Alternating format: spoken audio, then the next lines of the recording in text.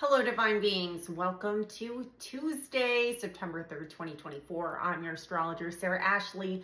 Let's talk about today's astro and tarot. So we just had that new moon in Virgo. We are cleaning up our crap, our energetic bullshit, our habits that are no longer working for us, people and places and situations that are no longer in alignment with us and are dragging us down physically, emotionally, mentally, spiritually. We're done with that stuff and we're moving forward. And today we might run into a little bit of confusion as we might be challenged with some of our new moon intentions that we put forth yesterday.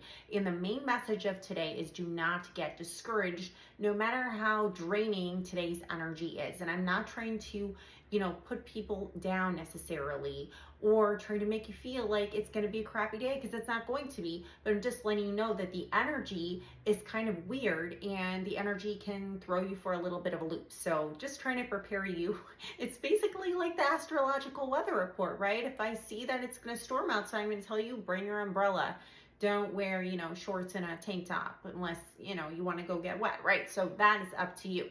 All right, let's talk about it. So we have this moon today that we just had, a new moon.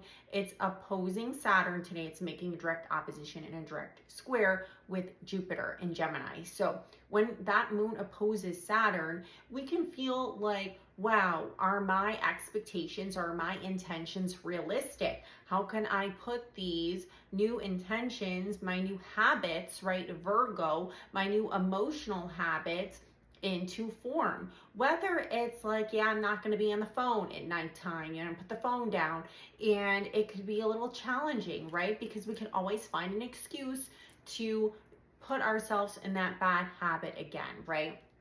And also, if people around us are still in those habits, it can be very difficult to find that support. That moon squaring Jupiter in Gemini is feeling like maybe you can do more than you actually are capable of at this time too. So remember, move slowly. And one of the cards that I pulled actually, we'll explain that to you in a second. We cannot go full force. We have to go one day at a time. And Virgo energy actually is pretty slow moving. It's asking us to make tangible changes in our life every day.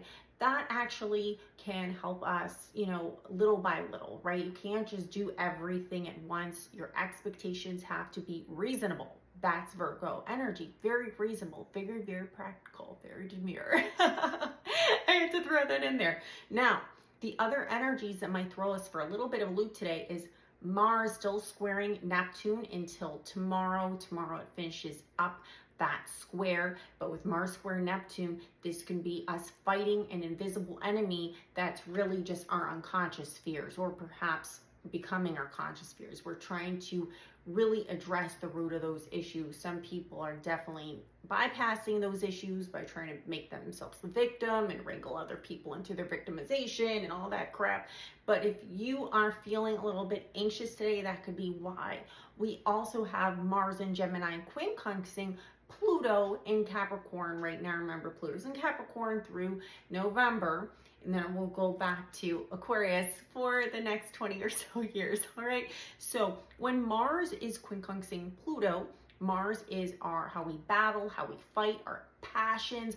Pluto is how we transform, how we go through a death and rebirth process. We might be feeling like, okay, I'm putting these efforts forth, right? I'm speaking these things into reality, Mars and Gemini, but I'm not seeing, the construction of these things just yet. And it could feel a little discouraging, but just know that you are on the right track just by making simple little changes. Can't do everything at once.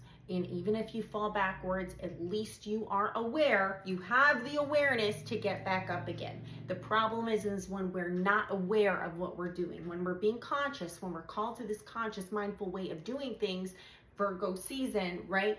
Then we at least can get back up and fix what we have damaged. It is not completely broken if we fix it pretty quickly.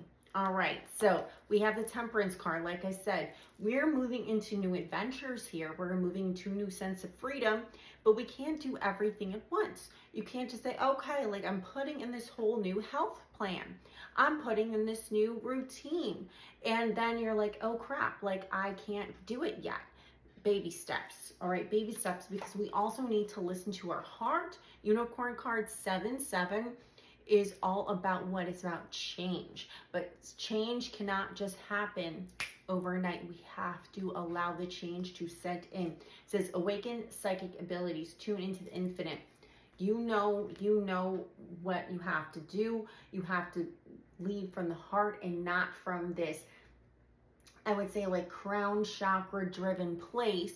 Mars and Gemini squaring Neptune, Mars and Gemini quincunxing Pluto, where you can get all up in your head, right? And Virgo is also, right, like Mercury based, right? And some people say Chiron co-ruled, where we're all up in our heads and we're not in our hearts. What feels good for us today in our heart center, and we need to honor that. Anyways, guys, you know where to find me if you like to book a reading at sarahashley.astrology.com. I will see you tomorrow on Wednesday's AstroTarot. Have a great Tuesday.